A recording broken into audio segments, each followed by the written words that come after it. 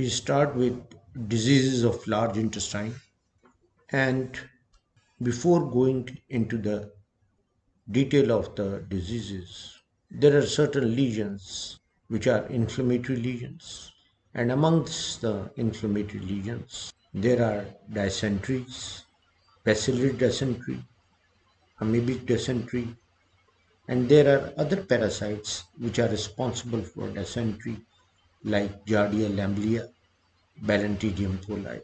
Then there are granulomatous diseases which are present in the large intestine, yeah, tuberculosis, syphilis, lymphogranuloma inguinale, fungal diseases, and Crohn's disease. We are going to briefly describe few congenital anomalies which are seen in large intestine. Again, atresia and stenosis. Congenital anomalies, they are rare. Duplication is also another anomaly. Duplication, it is rare, usually takes the form of a paracolic cyst or tube with or without any communication with the adjacent normal bowel. Complete duplication of the colon has been described.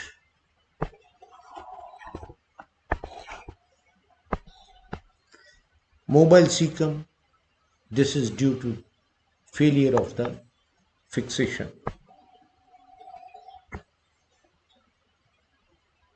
Then transposition of large intestine. These are the certain congenital anomalies which I have described. Now, the most important disease which we are going to discuss is ulcerative colitis. It is an ulcero-inflammatory disease of the colon limited to mucosa and submucosa. Very important point. The disease is limited to mucosa and submucosa. It extends proximally in continuous fashion from the rectum. So the disease runs in a continuous fashion proximally from the rectum. Disease of the entire colon is termed as pancolitis. Very important point. Disease of the entire colon is termed as pancolitis. Limited distal disease may be referred as ulcerative proctitis or ulcerative proctosigmoiditis. Small intestine is generally normal, although mild mucosal inflammation of the distal ileum is seen, and it is termed as backwash ileitis. Granulomas are absent.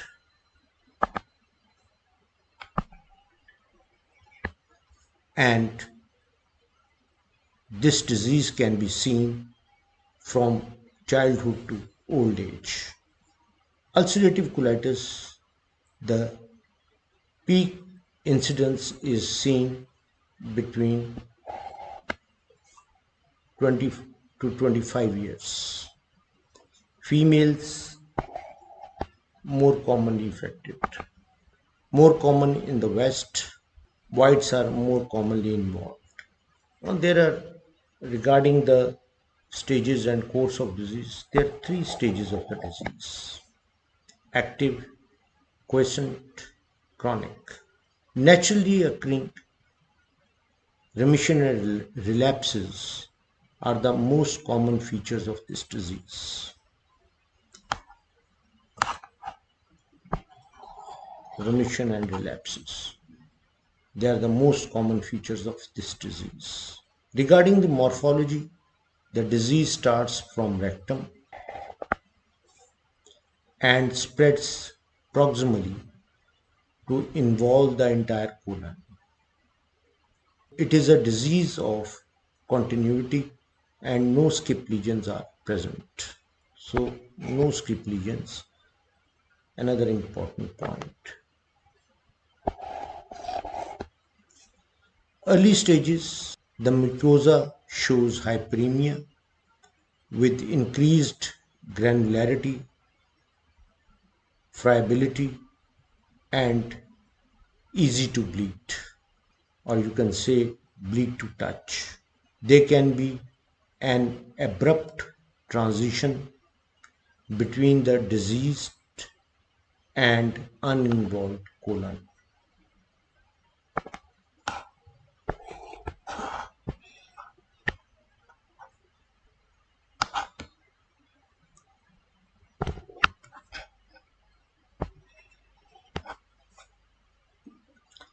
Severe cases, there is extensive broad-based ulcers.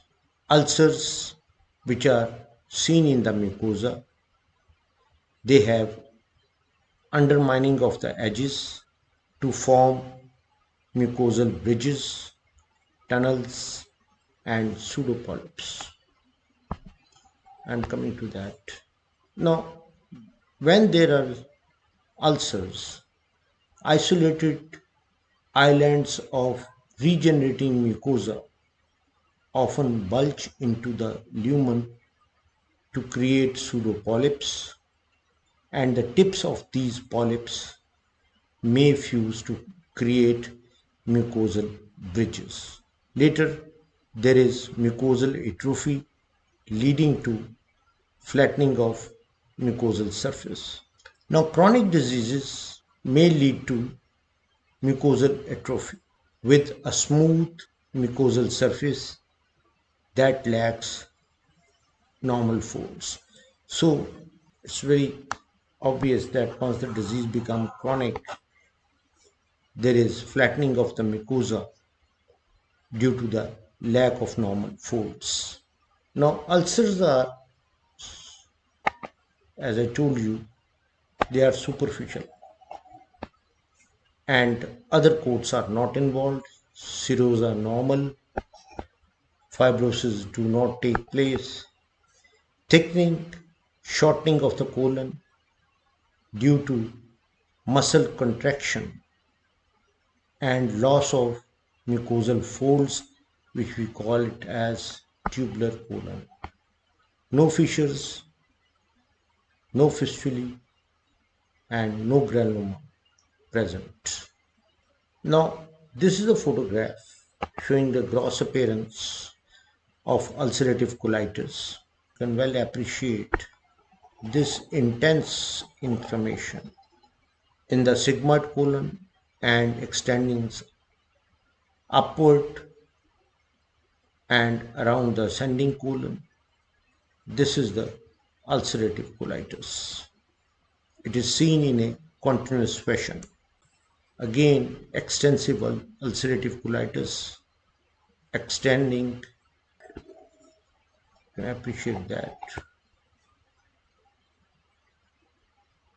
in the cecum, and there is mucosal inflammation and erythema along with granularity. Again, extensive ulcerative colitis, but this part is normal. Now you can well appreciate this photograph. Acute ulcerative colitis. You can see the acute lesion, which is, mucosa is hyperemic and it is erythematous. Now here you can appreciate in this photograph ulcerative colitis showing mucosal ulceration. These are the mucosal ulceration.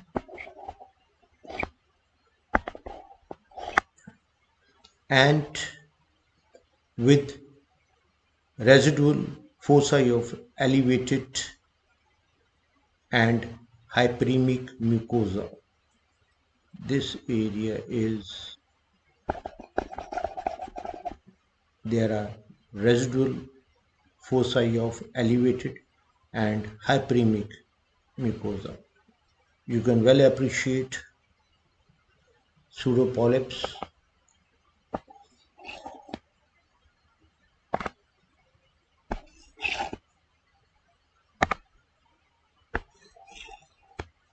There's a pseudopolyps. Again, closer view of pseudopolyps. You can appreciate them. And again, pseudopolyps are shown here. The remaining mucosa being ulcerated away and is hyperemic. These are the pseudopolyps.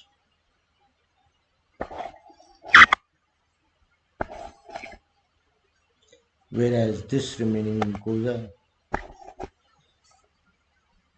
is hyperemic. Now there is a term which is used is toxic megacolon. Severe attacks of ulcerative colitis leads to toxic damage to the muscle and nerve cells of the intestine with dilatation of the wall, which carries a significant risk of perforation.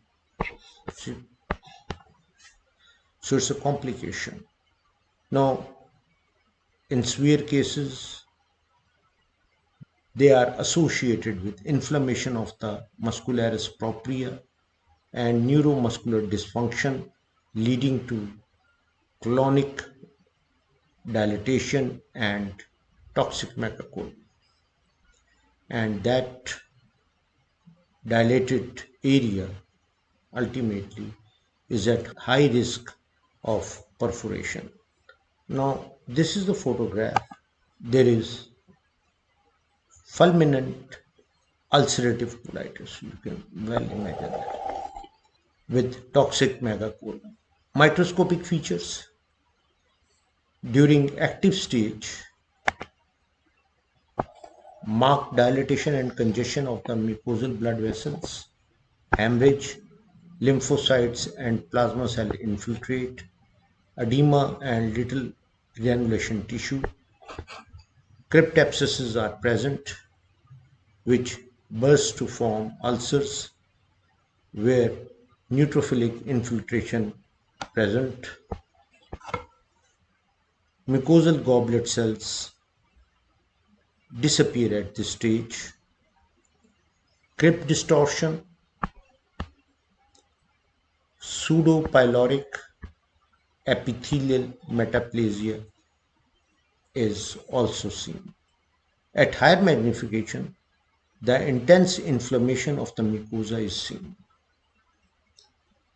The colonic mucosal epithelium shows loss of goblet cells. You don't find goblet cells here. Goblet cells are present here, but you hardly see goblet cells here. An exudate is present over the surface. Both acute and chronic inflammatory cells are present. Both acute and chronic inflammatory cells are present. The inflammation of ulcerative colitis is confined primarily to the mucosa, which is seen in the photograph. Here is the inflammation. Much more marked here.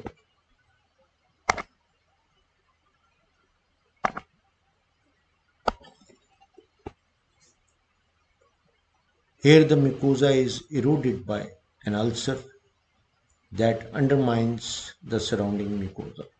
Now, histological feature, you can find out cryptabscesses,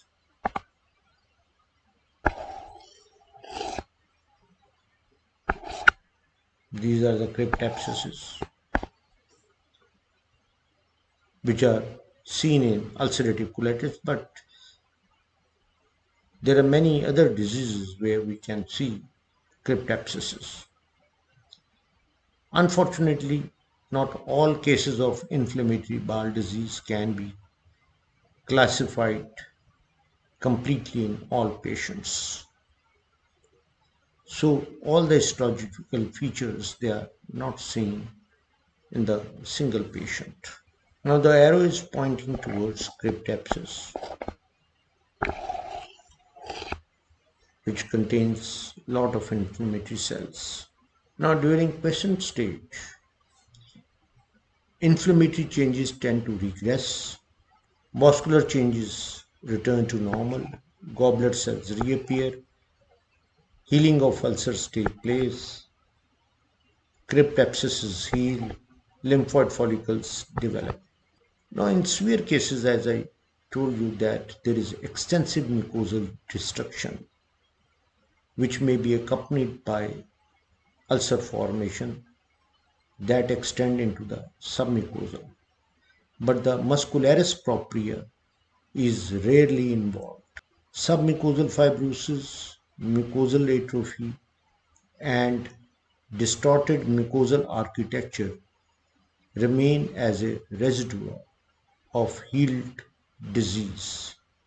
But histology may also revert to near normal after prolonged remission. Now this is almost remission has taken place. Chronic stage, marked mucosal damage resulting from repeated attacks, epithelial dysplastic changes, and they can be passed into frank malignancy. Now this is the normal clonic mucosa. You can appreciate that. So you can appreciate the histology of that. These are the normal glands, and there are glands showing dysplasia.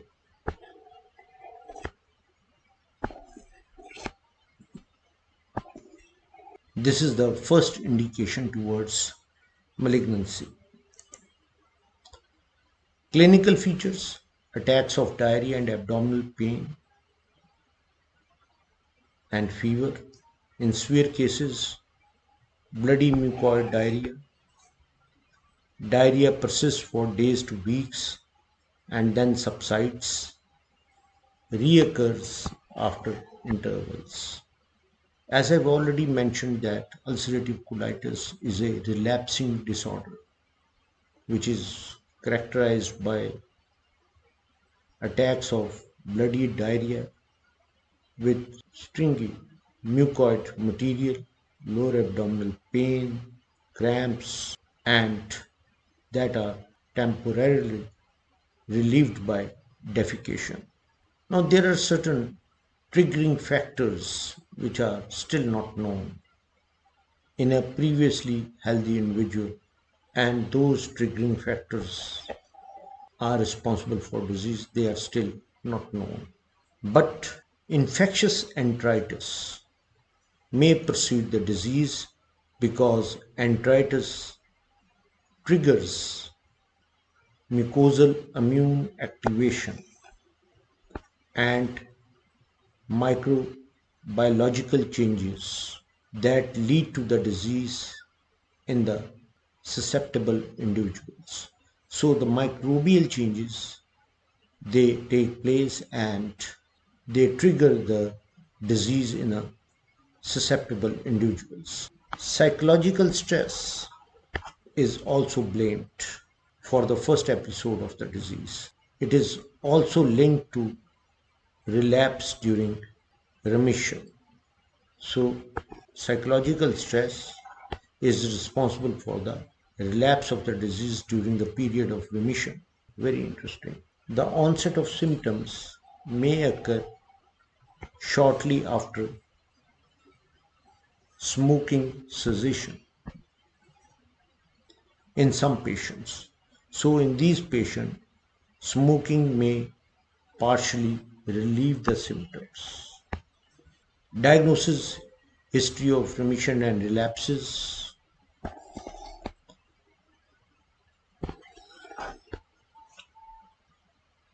Barium in anemia shows tubular colon, or you can say lead pipe appearance of the colon, colonoscopic examination and biopsy. Here you can see the appearance of the colon. Complications: extensive ulceration leads to loss of fluid, electrolytes and proteins, bleeding, perforation in fulminant cases, perianal abscess. Extraintestinal manifestations: migratory polyarthritis and joint pains, erythema nodosum, uveitis, cholangitis, and hepatic fibrosis.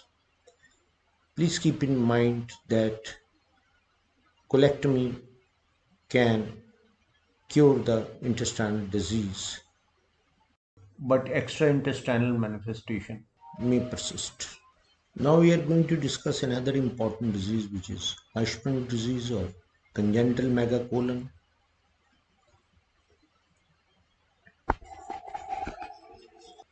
Now the term megacolon is applied to any form of gross dilatation of the colon, segmental or complete, may be congenital or acquired.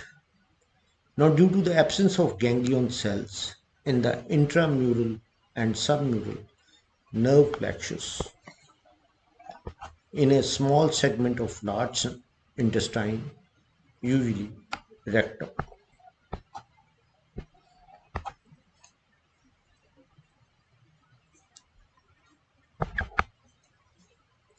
this obstructs the passage of fecal matter with resulting dilatation of the bowel above. Clinical features: the disease presents in childhood with chronic constipation and recognized at all ages of children from days to 15 years. Mostly the patients are male. Strong family history shows certain genetic factors which are operational. Morphology comprised of two segments, a relatively short, narrow lower segment in which no ganglion cells in the intramural plexus of Auerbach or the mucosal plexus of Meissner's. So ganglion cells are absent. The dilated upper segment in which the ganglion cells are present in normal number. There is considerable work hypertrophy of the upper segmental muscle. The segment is greatly dilated due to accumulation of the fecal matter, displacing other abdominal viscera and diaphragm also. Now, diagnosis confirmed by rectal biopsy, which shows absence of ganglion cells with compensatory increase in nerve fibers. Two important points: absence of ganglion cells and then increase in the nerve fiber. Special stain is using can be demonstrated by acetylcholine esterase. Complications: mucosal inflammation, ulceration, bleeding, rupture, because the dilated part may rupture. So there can be mucosal inflammation, there can be ulceration, there can be bleeding, and there can be rupture. Then acquired megacolon, it can be due to strictures or tumors, myxedema, paraplegia, psychogenic, use of drugs like chlorpromazine, toxic, we have just discussed, ulcerative colitis, and infective Chagas disease. Now there is another disease which is we are going to discuss briefly, that is diverticulosis coli. Now, diverticulosis, congenital, usually single, involves cecum or ascending colon. No sign and symptoms, but sometimes inflammation and simulates appendicitis. Acquired pouches of mucosa come through the wall of the gut. So mucosa comes through the wall of the gut. Common condition found in 5% autopsies. Equal distribution in both sexes. Uncommon below 35 years of age. And common in Western world where there is low residual diet, which is frequently associated with constipation. Also called pulsion diverticula. Commonest site, sigmoid colon 80%. Situated between mesenteric and anti-mesenteric tinea coli.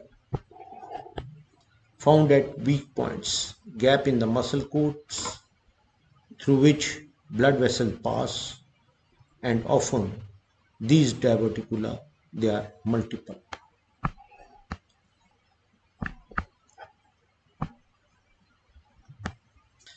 Mucosa penetrate through the muscle bundles and come to lie on the outside,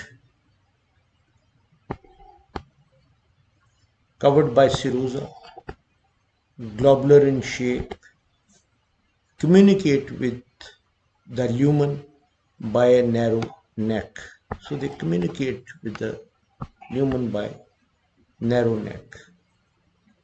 So here you can appreciate the longitudinal smooth muscle of the colon is recognized in two bands called the tinea coli marked with arrow. Here there is multiple round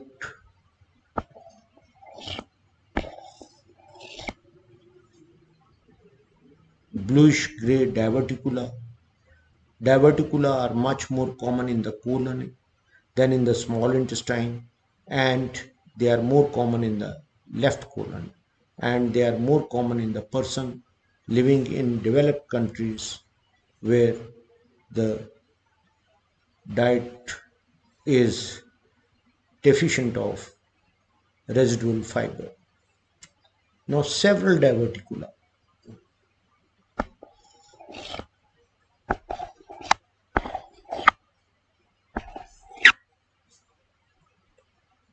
seen along the length of the descending colon, focal weakness in the bowel wall, and increased luminal pressure,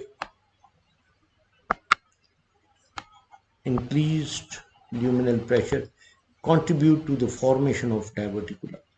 Again, the diverticula are shown here, and they contain the fecal matter because peristalsis do not empty them, so they become filled with stew.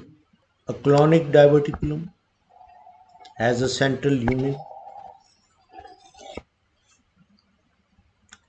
with surrounding mucosa. This is the mucosa.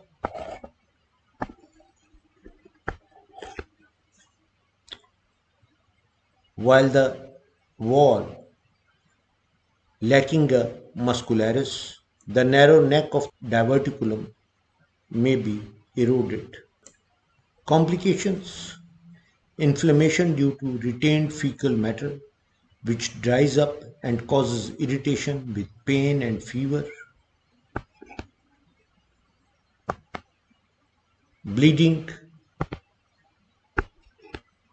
due to ulceration, perforation, intussusception, vesicocolic fistula, and mass formation which simulate carcinoma.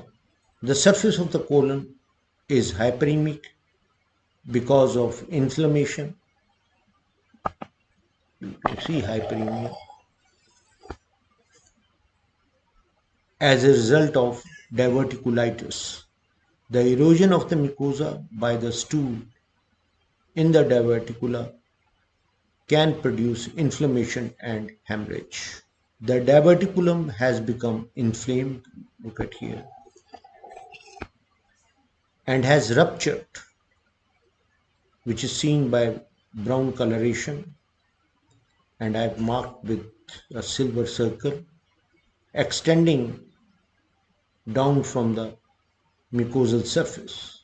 Then dysenteries, and amongst them bacillary dysentery, common disease in developing world, poor sanitary conditions, seen in endemic fashion.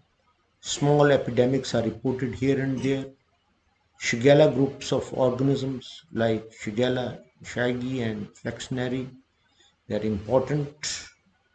Predisposing factors, high density of population, bad sanitation condition, poor personal hygiene, bad eating habits, prolonged summer, and presence of houseflies responsible for the spread of bacteria. Signs and symptoms, diarrhea with mucus, pus, and blood, fever, toxemia, colicky pain, dehydration,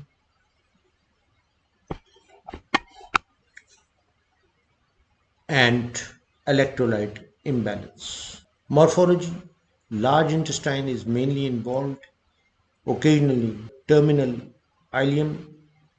In large intestine, lymphoid follicles are first to be involved. They are enlarged and undergoing ulceration. Ulcers spread transversely across the intestinal wall. Ulcers are superficial and perforations are rare. Inflammation more severe in rectum, descending colon, and sigmoid colon. A mixture of fluid and fecal matter, blood, and blood collects in the lumen and passed in stools, regional lymph nodes enlarged, and infective effusion in the peritoneal cavity. Histological features, mucosa shows congestion, edema, leukocytic infiltration, and necrosis. Complications, local is bleeding, distant is septicemia, toxemia, dehydration, electrolyte imbalance, myocarditis, liver abscess, splenitis, and infective effusion in the joints. Sorry for the typical error. Amoebic dysentery caused by protozoa, that is Entamoeba histolytica, primarily inflammatory disease of the large intestine, worldwide distribution, common in tropical and subtropical regions. Infection is due to ingestion of cysts of the parasite which contaminate food and water either by carriers or by direct fecal pollution. Cysts not destroyed by gastric juice. Now, why I am discussing amoebic dysentery and bacillary dysentery? Because the histological features, the differences can be asked in the viva as well as in the short essay questions. So what are the various, what type of ulceration produced in amoebic dysentery, in tuberculosis, and in typhoid fever in intestine? Then cyst wall dissolved in the small intestine and parasites are released, reach large intestine, find their way into the Mucosal crypts penetrate the mucosa and submucosa, secretes cytolytic enzyme which disrupts and dissolves the surrounding tissue. Earliest lesions are small elevation of the mucosal surface containing serous fluid and necrotic material rich in causative organisms. The lesion rupture in the submucosa, parasite multiply, gradually undermining the adjacent intact mucosa. Now this is important. Discrete oval flask-shaped ulcers with narrow neck and broad base are found, numerous in cecum and rectum. Entire large intestine is involved in severe cases. Histological features: inflammatory reaction around the ulcers with edema, vascular congestion, and leukocytic infiltration. Particularly, there is eosinophilic infiltration. Parasites are present in the exudate and the mucus covering and margins of the ulcer. Parasites most numerous in the mucus flakes passed in the stools. Diagnosis: blood will show eosinophilia. Stool during dysentery will contain blood and mucus along with trophozoite form or vegetative forms containing congested RBCs.